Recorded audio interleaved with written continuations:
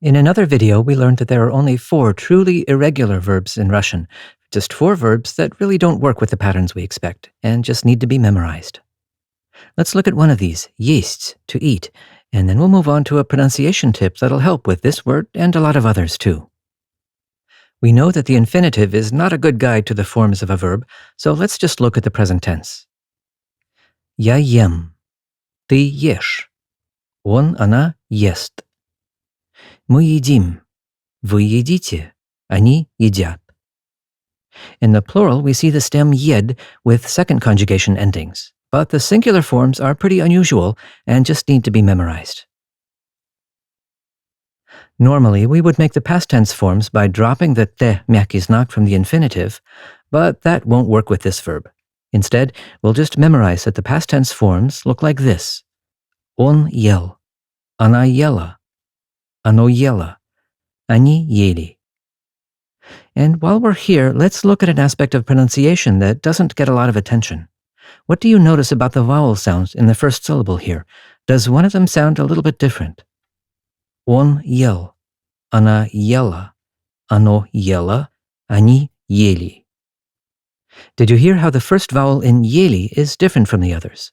It's a little like the English word yay, whereas in the other forms, we heard more of an eh sound, as in yell. We hear the same effect in other words. Listen carefully to the first syllables here. Села. Сели. Do you hear the pattern? In села, that first vowel is followed by a hard consonant, but in сели, the vowel is in between soft consonant sounds. Why should that matter? Well, let's think about how we actually produce these sounds. An A sound is pronounced with the tongue a little bit higher in your mouth than for an E sound. You can even see the difference in these MRI images of somebody's tongue from the side. Try saying A, a few times, and see if you can feel how your tongue is moving. By the way, these images are from videos made with Flash MRI technology developed by physicist Jens Frahm of the Max-Planck-Institut for biophysical chemistry. I'll put a link to the full videos below. They're really fascinating. Now for 2 important points. Let's remember that these letters at the beginning of a word or after another vowel letter actually spell 2 sounds, a soft consonant, y, plus a vowel sound. So even though it may not look that way in writing, the vowel sound in this word really is between 2 soft consonant sounds. Now, let's think about how soft consonants are palatalized. That is, the tongue is raised toward the palate, the roof of your mouth. And this can affect the sound of an adjacent vowel, especially when a vowel comes between 2 soft consonants. In the flow of normal speech, the tongue just doesn't have time to go down very far before heading back up for the next soft consonant. And that's why we get the A sound here. We don't need to think of this as some random rule that complicates our lives. It's really just easier to say an E in between soft consonants. So, in general, when this vowel is stressed, we hear A between soft consonant sounds.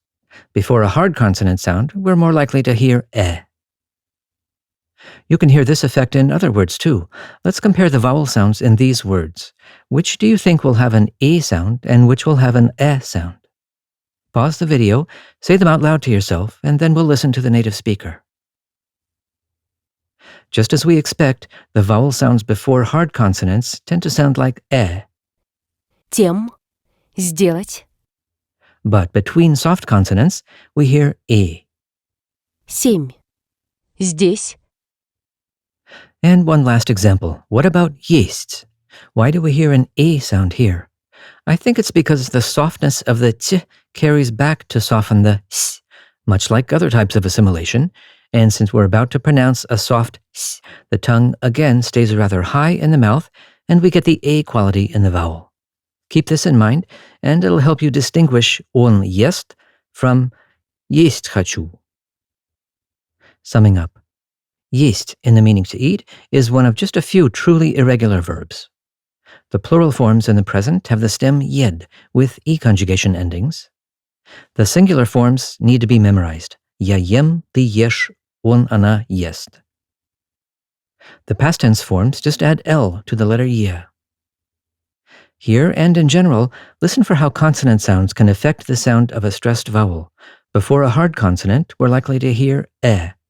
Between soft consonant sounds, we're likely to hear e. Compare есть, есть, ел, ели. It's a good reminder that even though Russian spelling is fairly regular, it's often best to let your ear be your guide, not your eye.